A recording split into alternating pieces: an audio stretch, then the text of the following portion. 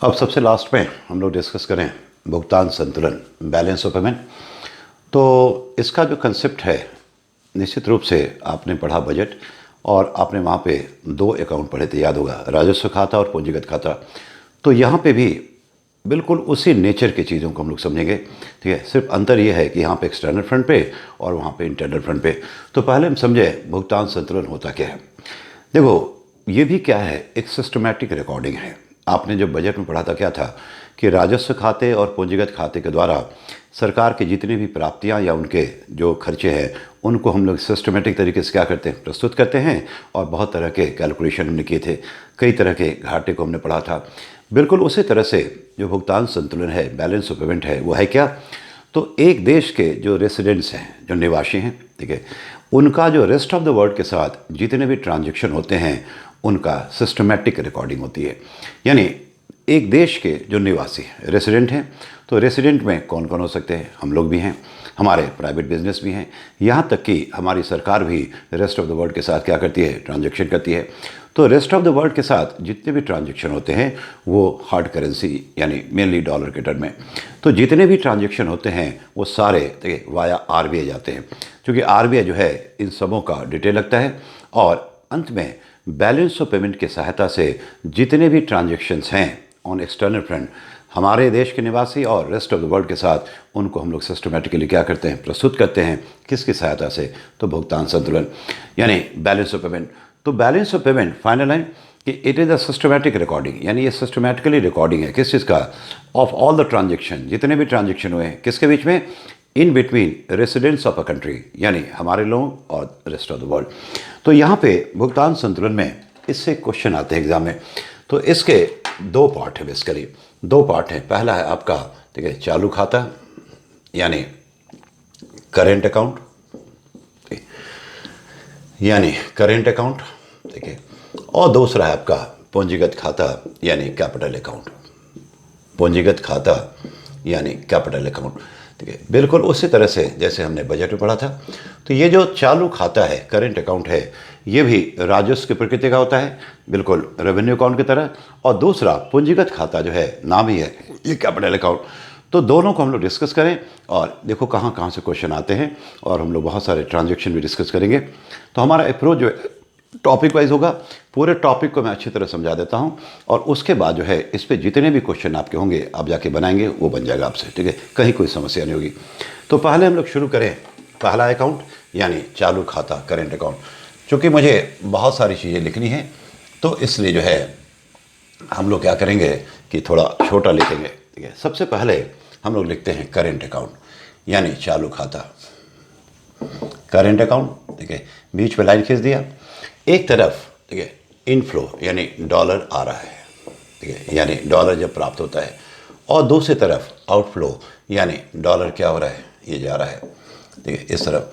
तो current account में तीन चीज़ें होती हैं, आपको ध्यान रखना है। सबसे पहला लेफ्ट साइड में, लेफ्ट साइड जो है ये उन सब ट्रांजैक्शन को डिस्कस करता है जिसमें डॉलर आता है, यानी डॉलर सप्लाई होता है आरबीआई को, और राइट साइड में डॉलर क्या होता है जब जाता है।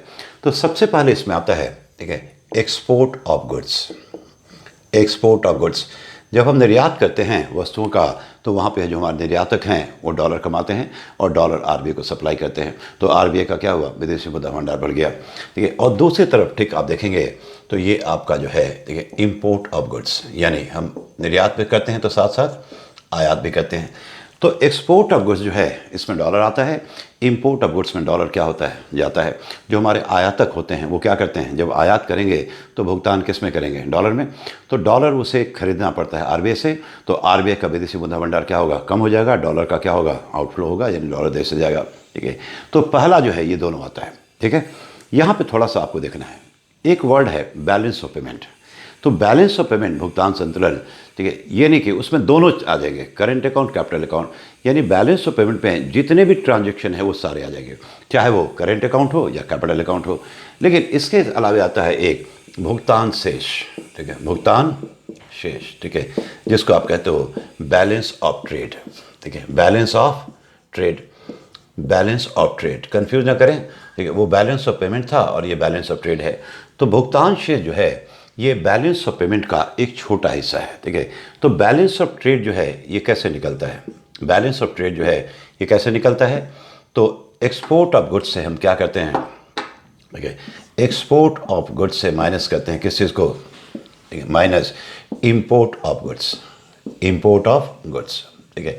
यहाँ पे बैलेंस ऑफ ट्रेड जो है ये बैलेंस ऑफ पेमेंट का एक छोटा सा हिस्सा है जिसमें से दो चीज़ लेते हैं। इसका फॉर्मूला आप ध्यान रखें, balance of trade is equal to export of goods minus import of goods, ठीक है। अगर एक्सपोर्ट वस्तुओं का कम है और ये ज़्यादा है तो ये फिगर किस में आ जाएगा, माइनस में आ जाएगा। तब हम कहेंगे कि बैलेंस ऑफ ट्रेड जो है वो अनफेवरेबल है, बैलेंस ऑफ ट्रेड जो है अनफेवरेबल है। लेकिन अगर एक्सपोर्ट ऑफ गुड्स जो है इंपोर्ट ऑफ गुड्स से क्या है, ज़्यादा है, तो ये प्लस में आ जाएगा। तो फिर इसे कहा जाएगा कि बैलेंस ऑफ ट्रेड जो है फेवरेबल है, फेवरेबल है। अब इसको देखें, मान लो भारत का एक्सपोर्ट जो है वो $100 का है और इंपोर्ट जो है वो कितने का है, $150 का है। इसका मतलब क्या हुआ कि बैलेंस ऑफ ट्रेड जो है वो अनफेवरेबल है, यानी $50 का। तो नेगेटिव में जब फिगर आएगा तो फिर उसको हम लोग क्या करते हैं, ब्रैकेट में लिखते हैं कि क्योंकि देखो एक्सपोर्ट ऑफ गुड्स में डॉलर सप्लाई हुआ आरबीआई को $100 और इंपोर्ट में क्या हुआ, $150 की मांग हुई, डॉलर गया। तो इसका जो असर है आपके विदेशी मुद्रा भंडार पर क्या होगा, नकारात्मक होगा, उतने से कमी आ जाएगी। तो बैलेंस ऑफ ट्रेड जो है या तो फेवरेबल होगा या अनफेवरेबल होगा, डिपेंड करता है कौन बड़ा है। ये बड़ा है, ठीक है, तब तो फेवरेबल हो जाएगा, विदेशी मुद्रा भंडार बढ़ेगा। और ये अगर बड़ा है तो अनफेवरेबल है, विदेशी मुद्रा भंडार घटेगा। जब हम भारत की बात करें तो भारत का जो बैलेंस ऑफ ट्रेड है, ठीक है, जिसको आप जो है ट्रेड डेफिसिट भी कहते हो, व्यापार घाटा भी कहते हो, तो ये जो है हमेशा नकारात्मक रहा है, नकारात्मक रहा है। यानी इंपोर्ट ऑफ गुड्स जो है वो एक्सपोर्ट ऑफ गुड्स से क्या है, ज़्यादा है, ठीक है। जबकि 91 में हमने निर्यात प्रोत्साहन को क्या क्या फॉलो किया, उसके बावजूद भी भारत का जो निर्यात है अभी भी आयात जो है वस्तुओं से कम है। कारण, ठीक है, 3 चीज़ों का आयात काफ़ी डिटेल में पढ़ चुके हैं, कच्चा तेल, कोयला और गोल्ड। इन तीनों का आयात हम बहुत ज़्यादा करते हैं। नतीजा, ठीक है, निर्यात तो वस्तुओं का बढ़ा है पिछले 29 सालों में, लेकिन इसकी जो वृद्धि की दर है वो इससे ज़्यादा है। तो निश्चित रूप से, ठीक है, अभी ये चिंता का विषय है और 3 जगह पे हमें काम करना है जिस पर हम लोग काफ़ी विस्तार में पढ़ चुके हैं, कच्चा तेल, कोयला और गोल्ड। खैर, लेकिन पिछले महीने जून का जो रिपोर्ट आया, जून का रिपोर्ट आया, तो जून का जो रिपोर्ट आया, ठीक है, तो बड़ा ही आश्चर्यजनक था। तो जून 2020 में पता चला कि भारत का जो बैलेंस ऑफ ट्रेड है, ठीक है, यानी व्यापार घाटा जो है वो ख़त्म हो गया। अब जो है वो फेवरेबल हो चुका है। फेवरेबल मतलब कि, ठीक है, पहली बार जो है 18 साल में भारत का $790 मिलियन का जो है, ठीक है, इतना जो है पॉजिटिव, यानी एक्सपोर्ट ऑफ गुड्स जो है इंपोर्ट से ज़्यादा हो गया। 18 साल के बाद पहली बार हुआ है, ठीक है, कि भारत का जो बैलेंस ऑफ ट्रेड जो है फेवरेबल हो गया, यानी निर्यात जो है आयात से ज़्यादा हो गया। जून की बात करें, जून 2020, तो उसके पीछे कारण जो है वो, इसके लिए आपको पता ही होगा कि अभी मई जून के महीने में जो कच्चे तेल का जो आयात है या कोयले का जो आयात है या गोल्ड का जो आयात है उसमें बहुत ज़्यादा गिरावट आई है, क्योंकि अर्थव्यवस्था एक तरह से बंद पड़ा हुआ है, ठीक है। तो नतीजा इसमें काफ़ी कमी आई है। तो क्या हो गया फिर, तो हमारा जो 18 साल से निगेटिव था वो किस में आ गया, पॉजिटिव आ गया। तो ये जून की बात है, जुलाई का देखते हैं क्या होता है। लेकिन ये एक एबनॉर्मल सिचुएशन था। जब अर्थव्यवस्था जो है जो फिर से ओपन होगा तो फिर से आप देखेंगे कि बैलेंस ऑफ ट्रेड हमारा क्या हो गया, अनफेवरेबल हो जाएगा निश्चित रूप से। तो यहाँ पे, ठीक है, पहला आपने पढ़ा बैलेंस ऑफ ट्रेड। तो जरा देखें, ये फार्मूला आपको याद रखना है। तो इस 3 में से, ठीक है, कोई भी आपको 2 दिया होगा तो तीसरा निकल जाएगा, ठीक है। बैलेंस ऑफ ट्रेड किसके बराबर है, is equal to export of goods minus import of goods. तो ये सिंपल मैथमेटिक्स की इक्वेशन है। तो अगर इस 3 में से कोई भी 2 अगर दिया होगा तो फिर तीसरा निकल जाएगा। अगर मान लो आपसे कहता है कि निर्यात जो है $100 का है और बैलेंस ऑफ ट्रेड जो है अनफेवरेबल है $150 का, ठीक है। फिर से देखें, निर्यात जो है वो $100 का है, ठीक है, और बैलेंस ऑफ ट्रेड जो है अनफेवरेबल है कितने का, $150 का।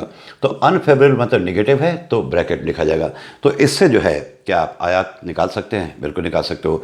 तो क्या होगा फिर, ठीक है, ये आपका $250 के बराबर हो जाएगा। यानी $250 हमारा आयात है, निर्यात कितना है $100 का, तो बैलेंस ऑफ ट्रेड कितना हो गया, अनफेवरेबल कितने का, 150 का। तो ये आपको ध्यान रखना है, ठीक है, पहला। तो export of goods and import of goods पहला आपका। अब दूसरा देखें क्या आता है, ठीक है। दूसरा जो है, ठीक है, ये आता है, ठीक है, export of services, export of services. तो यहाँ क्या आ जाएगा, import of services, import of services. ठीक है, बिल्कुल वस्तु की तरह सेवाओं का भी निर्यात होता है और आयात होता है। तो सेकंड में क्या आ गया? सर्विसेज। ठीक है, अब देखो, जब आप किताबें पढ़ते होगे और ख़ास करके जब आप कट एंड पेस्ट पढ़ते हैं, नॉर्मली वही पढ़ते हैं आप लोग, ठीक है, तो इसके बारे में लिखा जाता है पहले के बारे में, ठीक है, विजिबल अकाउंट, दृश्य खाते, और इसके बारे में लिखा जाता है इनविजिबल यानी अदृश्य खाते। तो एक्सप्लेनेशन क्या दिया जाता है कि वस्तुओं को हम देख सकते हैं इसलिए क्या हो गया? ये विजिबल हो गया। सेवाओं को हम देख नहीं सकते हैं इसलिए इनविजिबल यानी अदृश्य हो गया। ठीक है, काफ़ी हद तक सही है, लेकिन ये पूरी हद तक सही नहीं है, और इसी का फ़ायदा जो है यूपीएससी के क्वेश्चन से उठाते हैं। ठीक है, ज़रा देखो इस लाइन की बात करें, एक्सपोर्ट ऑफ सर्विसेज को हम लोग डिस्कस करें। ठीक है, तो जैसे हम वस्तुओं का निर्यात करते हैं, सेवाओं का भी निर्यात करते हैं, वो तो ठीक है, लेकिन जो ऑफिशियल डॉक्यूमेंट है सरकार का, उसमें देखो क्या लिखता है। यहाँ पे ये लिखता है कि जो सेवाओं का जो निर्यात है, एक्सपोर्ट ऑफ सर्विसेज जो है, ये उन वस्तुओं को भी रिकॉर्ड करता है, ठीक है, जिनकी रिकॉर्डिंग पोर्ट पे नहीं होती है। फिर से देखें, यानी एक्सपोर्ट ऑफ सर्विसेज उन वस्तुओं को भी रिकॉर्ड करता है। ठीक है, यानी इसमें, ठीक है, वो सारी वस्तुएं भी आती हैं जिनकी रिकॉर्डिंग पोर्ट पे नहीं होती है। अब इसका मतलब क्या हुआ? पोर्ट का क्या मतलब हुआ? तो पॉइंट ऑफ एंट्री या पॉइंट ऑफ एग्जिट, यानी जहाँ से सामान जो है या तो हमारे देश से बाहर जाता है या भीतर आता है, उसको हम कहते हैं पॉइंट ऑफ एंट्री। तो निर्यात आयात के बहुत से रास्ते हैं, लेकिन सबसे मेन है पोर्ट, यानी जलमार्ग। उसके बाद जो है बाय एयर भी जाता है, ठीक है, हमारे पड़ोसी देशों को बाय रोड भी जाता है, बाय ट्रेन भी जाता है, लेकिन सबसे जो मेन है वो है पोर्ट। ठीक है, देखो एक्सपोर्ट का जो डेफिनेशन है, बेसिकली एक्सपोर्ट हम किसको कहेंगे? तो हमारी वस्तुओं पे विदेशियों का खर्चा, यानी हमारी वस्तुएं और उनका खर्चा, उनका मतलब विदेशी। ठीक है, तो ये हमारा एक्सपोर्ट का क्राइटेरिया है। वस्तुओं का जो लोकेशन है, वस्तुएं कहाँ हैं, ये मैटर नहीं करती है। जो नॉर्मल एक्सपोर्ट है, ज़रा उसको देखें। ठीक है, आप अगर मान लो यहाँ से सामान को लंदन भेज दो, निर्यात करते हो, तो और वाया जो है शिप यानी पानी वाले जहाज़ से जा रहा है, तो जब आपका पोर्ट पे जाएगा तो एक्सपोर्टर को, आप निर्यातक हैं, तो आपको अपने वस्तुओं का एक एक डिटेल जो है कस्टम वालों को देना पड़ेगा, यानी कितनी वस्तुओं को आप भेज रहे हैं, ठीक है, कितना क्वांटिटी है, उसका मूल्य क्या है, तो सारी सूचनाएं आप कहाँ देंगे? कस्टम को, पोर्ट पे। यानी वो जो ट्रांजैक्शन है वो पोर्ट पे रिकॉर्ड होगा। उसके बाद जो है कस्टम से आपको क्लियरेंस मिलेगा, तो आपका सामान जहाज़ से लंदन पहुंचेगा, और लंदन में जो है लोग क्या करेंगे? आपके सामान को खरीदेंगे। तो क्या ये हमारा एक्सपोर्ट है? बिल्कुल। ये किस में आएगा? एक्सपोर्ट ऑफ गुड्स में। ध्यान है। तो देखो यहाँ पे जो बेसिक क्राइटेरिया है कि हमारी वस्तुएं और उनका खर्चा वो फुलफिल हो रहा है। अब देखें, ठीक है, अब ठीक उल्टा कर दें। मैंने आपसे क्या कहा कि लोकेशन ऑफ गुड्स जो है वो मैटर नहीं करता है। अब सेकेंड केस हम कर दें कि लंदन के निवासी भारत आ गए, लंदन के निवासी भारत आए, ये, और भारत में आकर के उन्होंने भारतीय वस्तुओं पे क्या किया? खर्च किया, ये वस्तुओं पे भी, सेवाओं पे। अब ये एक्सपोर्ट हुआ कि नहीं हुआ? ठीक, हमने उल्टा केस किया। ठीक है, लंदन के निवासी जो है भारत आए और भारत में आकर के उन्होंने भारतीय वस्तुओं एवं सेवाओं पर खर्च किया। तो ये जो है भारत का निर्यात होगा कि नहीं होगा? ठीक है, क्योंकि यहाँ पे जो वस्तुएं हैं वो देश से बाहर गई नहीं, यानी उसकी रिकॉर्डिंग पोर्ट पे नहीं हुई। ठीक है, लेकिन ये भारत के निर्यात में इसलिए आएगा क्योंकि जो बेसिक क्राइटेरिया है, हमारी वस्तुएं और उनका खर्चा, उसको फुलफिल किया जा रहा है। ठीक है, अब आप कहेंगे कि निर्यात में तो विदेशी मुद्रा यूज होता है, तो ज़रा हम लोग एक उदाहरण से समझें, एक उदाहरण समझें। जैसे मान लो, ठीक है, कोई एक विदेशी आता है, ठीक है, मान लो लंदन से मिस्टर जॉन आए, तो जॉन जब इंडिया इंटर करेंगे तो उनके पास तो हार्ड करेंसी है, उनके पास रुपया नहीं है, तो उनके पास डॉलर है, तो डॉलर को क्या करेंगे? रुपये में कन्वर्ट करेंगे। ठीक है, तो उन्होंने जो है $1000 को क्या किया? रुपये में कन्वर्ट किया, तो जो भी रुपया था उनको मिल गया, दे दिया, तो आरबीआई ने दे दिया। अब उसके बाद जो है मान लो $1 70 का था, तो $1000 उन्होंने क्या किया? रुपये में कन्वर्ट किया, तो कितने के बराबर हो गया? 70,000।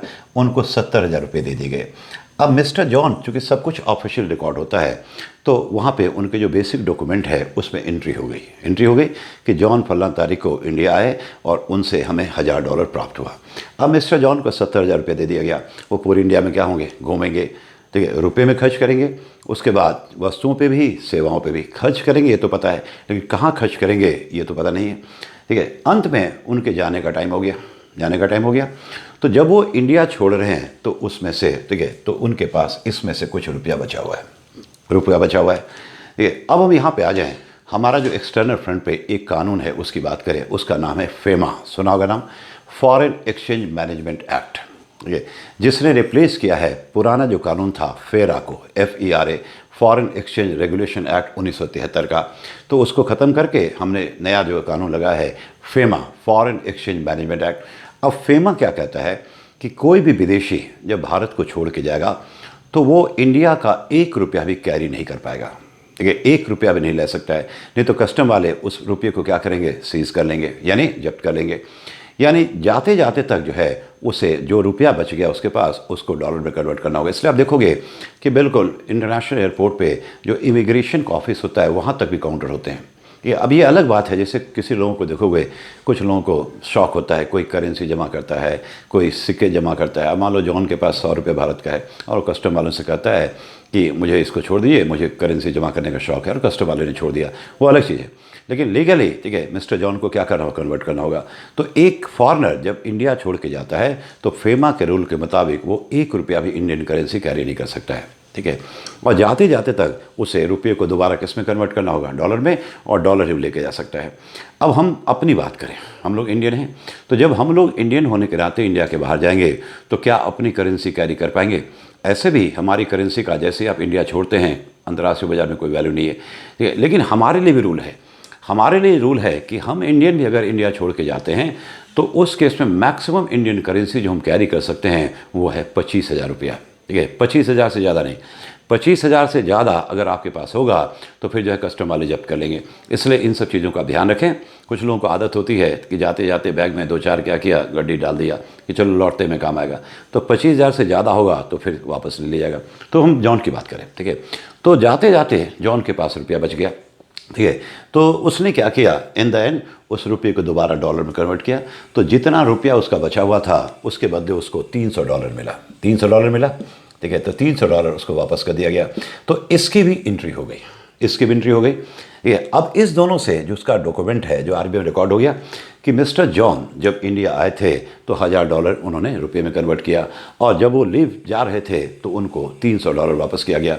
तो इससे क्या कंक्लूजन निकला कि ड्यूरिंग, ठीक है, भारत में जितने दिन वो रहे उस दौरान उन्होंने क्या किया, $700 खर्च किया। फिर से देखें, ठीक है, during his stay mister John जितने दिन इंडिया में रहे तो उस दौरान उन्होंने $700 क्या किया, खर्च किया। ये तो पता चल गया। ठीक है, लेकिन कहाँ खर्च किया, वस्तु पे, सेवाओं पे, या दोनों पे? ठीक है, तो दोनों जगह। ठीक है, तो उन्होंने $700 ड्यूरिंग हिज स्टे इंडिया में उन्होंने खर्च तो किया, लेकिन कहाँ खर्च किया इसको हम नहीं देख सकते हैं। तो इसलिए ये आएगा अदृश्य खाते में, यानी यहाँ सेकंड में, एक्सपोर्ट ऑफ सर्विसेज। यानी ये अब लिखता है, ये जो है ऑफिशियल डॉक्यूमेंट सरकार का लिखता है कि ये उन सब वस्तुओं को भी रिकॉर्ड करता है जिनकी रिकॉर्डिंग पोर्ट पे नहीं होती है। यानी ये जो वस्तुएं हैं, मिस्टर जॉन ने $700 खर्च किया वस्तुओं पे, सेवाओं पे, भारत के भीतर आके, तो ये वस्तु कभी भी भारत के सीमा से बाहर गया नहीं, तो इसकी रिकॉर्डिंग पोर्ट पे तो नहीं होगी। लेकिन RBI के डाटा जो है कहेगा कि ड्यूरिंग हिज स्टे, यानी कि अपने भारत प्रवास के दौरान मिस्टर जॉन ने $700 खर्च किया। ठीक है, कहाँ खर्च किया ये नहीं पता है, आप उसे फोर्स भी नहीं कर सकते कि पूरा डिटेल आप दीजिए। तो इसलिए जो है ये इसमें आता है एक्सपोर्ट ऑफ सर्विसेज में। ठीक है, और इसलिए इसको कहा जाता है अदृश्य खाता। ठीक है, यानी इनविजिबल। अदृश्य का ये मतलब नहीं कि ये सेवाएं हैं, हम देख नहीं सकते। लोग एक्सप्लेन करते हैं कि वस्तुओं को आप देख सकते हैं, इसलिए दृश्य खाते हो गए, विजिबल ट्रेड हो गए, और इसको आप देख नहीं सकते हैं तो ये आपका अदृश्य हो गया। Services can not be seen, तो हम लोग उसको अदृश्य करते हैं, लेकिन ऐसा नहीं है। यहाँ पे आपका जो है वस्तुओं को भी इंक्लूड करते हैं, यानी ये उन सब वस्तुओं को भी रिकॉर्ड करता है जिसके रिकॉर्डिंग पोर्ट पे नहीं होती है, जो हमने उदाहरण दिया। अब इसी को ध्यान रखते हुए UPSC ने क्वेश्चन पूछ दिया कि कॉमनवेल्थ गेम के दौरान जो 2010 में दिल्ली में हुआ था, तो कॉमनवेल्थ गेम के दौरान जो विदेशी आकर के भारत में खर्च किया वो किस में आएगा, किस में आएगा? ठीक है, उत्पादन में आएगा, उपभोग में आएगा, निर्यात में आएगा, आयात में आएगा? तो करेक्ट आंसर है निर्यात होगा, और वो भी किस में आएगा, तो एक्सपोर्ट ऑफ सर्विसेज में। ये ध्यान दें। ठीक है, इसलिए इसको इनविजिबल कहते हैं, जो बड़ा मीनिंग है। ठीक उसी तरह से जब हम लोग जाते हैं, अच्छा यहाँ पे एक चीज़ है कि ठीक है, कॉमनवेल्थ गेम तो बहाना था, किसी भी पर्पज़ से विदेशी अगर भारत आता है, किसी भी पर्पज़ से, चाहे मैच देखने, चाहे घूमने, चाहे इलाज के लिए, चाहे ठीक है टूर ट्रैवल ऑफिशियल काम से, बिजनेस पर्पज़ से, तो भारत में आकर के जब विदेशी भारतीय वस्तुओं और सेवाओं पर खर्च करते हैं तो वो भारत के निर्यात में आता है। लेकिन ये सारे किस में आते हैं, एक्सपोर्ट ऑफ सर्विसेज में आते हैं, ना कि export of goods. Export of goods में वो होगा जिसको हम इंडिया से बाहर भेजते हैं, जिसकी रिकॉर्डिंग पोर्ट पे होगी, और स्वाभाविक है, देखिए बहुत ही आसान होता है। तो ठीक उसी तरह से इंपोर्ट ऑफ सर्विसेज, यानी ठीक है, अब हम भारतीय, ठीक उल्टा कर लो, हम भारतीय जब विदेश जाते हैं किसी पर्पज़ से, ठीक है, किसी भी पर्पज़ से, तो हमारे पास तो रुपया है, तो जाते वक्त जो है हमें डॉलर चाहिए, तो डॉलर हमें आरबीआई देती है, आरबीआई से खरीदना पड़ता है, ठीक है। आरबीआई से हमने डॉलर खरीदा और फिर हम खर्च करते हैं, और जब वापस लौट के आते हैं, ठीक है, तो फिर जो है जो भी हमारे पास डॉलर बच गया आरबीआई को जमा करके हम बदले में रुपया ले लेते हैं, ठीक है। तो ये जो सारे होंगे किस में आएंगे, इंपोर्ट ऑफ सर्विसेज में, ठीक है, क्योंकि हमने वहाँ खर्च किया, आरबीआई को पता है कि इस व्यक्ति ने इंडिया के बाहर जा करके कितना डॉलर खर्च किया, लेकिन कहाँ खर्च किया कैन नॉट बी सीन, और हमसे ये नहीं कहा सकता है कि कहाँ कहाँ आपने खर्च किया, सारा डिटेल गवर्नमेंट को दो, ठीक है। तो वो आपका जो है इंपोर्ट ऑफ सर्विस में जाएगा। आई होप कि कंफर्टेबल हो, ठीक है। तो यहाँ पे सेकेंड आपका हो गया। अब तीसरा आपका, क्योंकि 3 चीज़ों से करेंट अकाउंट बना है, 3 चीज़ों से करेंट अकाउंट या चालू खाता बना है, ठीक है। तीसरा जो है, अब जैसे, ठीक है, यूनिलैटरल, एक तरफा, ठीक है, यूनिलैटरल ट्रांसफर्स, ठीक है, इधर भी वही आ जाएगा, ठीक है। पहले मैं लिख लूँ फिर समझा रहा हूँ। यूनिलैटरल, ठीक है, ट्रांसफर्स, ठीक है। देखो यूनिलैटरल का मतलब होता है एक तरफा, ठीक है, इस तरफ डॉलर आ रहा है, उस तरफ डॉलर जा रहा है। तो पहले हम इसकी बात करें, यूनिलैटरल ट्रांसफर, यानी इस केस में हमारे देश को विदेशी मुद्रा प्राप्त होती है, लेकिन ये एक तरफा ट्रांसफ़र है। एक होता है बायलैटरल, मतलब 2 तरफा, जैसे हम लोन लेते हैं, तो अगर आज हम लोन लेते हैं इंडिया के बाहर से, तो अभी क्या हो रहा है, डॉलर आ रहा है, लेकिन ये एक तरफा नहीं है, उस पैसे को हमें वापस करना होगा ब्याज समेत, उधर तरफा हो जाएगा।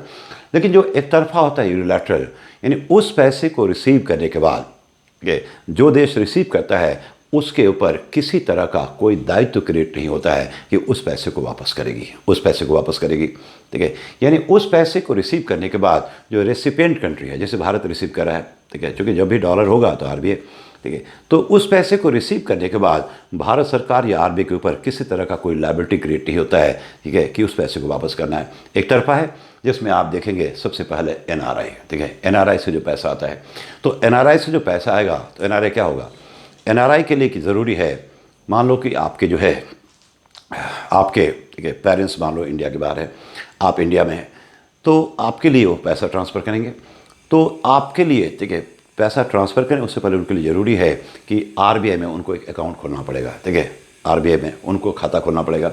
तो वो विदेश से डॉलर ट्रांसफ़र करेंगे कहाँ, आरबीआई, तो आरबीआई रिसीव करेगी और आपको इमीडिएटली क्या करेगी, ठीक है, वो पैसा, ठीक है, रुपये में पे कर देगी, ठीक है। तो आरबीआई की लायबिलिटी इमीडिएटली क्या होगी, खत्म होगी। जैसे ही आरबीआई आपको रुपया दे दिया, मान लो आपके पेरेंट्स ने $1000 भेजा, तो आरबीआई ने $1000 रिसीव किया और इमीडिएटली आपको 70,000 रुपये पे कर दिया, तो वहाँ पे आरबीआई का विदेशी मुद्रा भंडार क्या हो, बढ़ा, ठीक है। और इसके बाद आरबीआई के ऊपर किसी तरह का कोई लायबिलिटी क्रिएट नहीं हुआ कि उस पैसे को वापस करना है, ठीक है। ठीक उसी तरह से विदेशी जो भारत में काम करते हैं, क्या वो अपने घर पे पैसा भेज सकते हैं, बिल्कुल। तो उस केस में क्या होगा, वो भी एक तरफा होगा, लेकिन उसमें क्या होगा, डॉलर जाएगा, ठीक है। इसी तरह से हम देखें विदेशियों से हमें क्या मिलता है, ग्रांट मिलता है, ठीक है, ग्रांट मतलब अनुदान मिलता है या किसी तरह का सहायता मिलता है, तो वो इधर आएगा।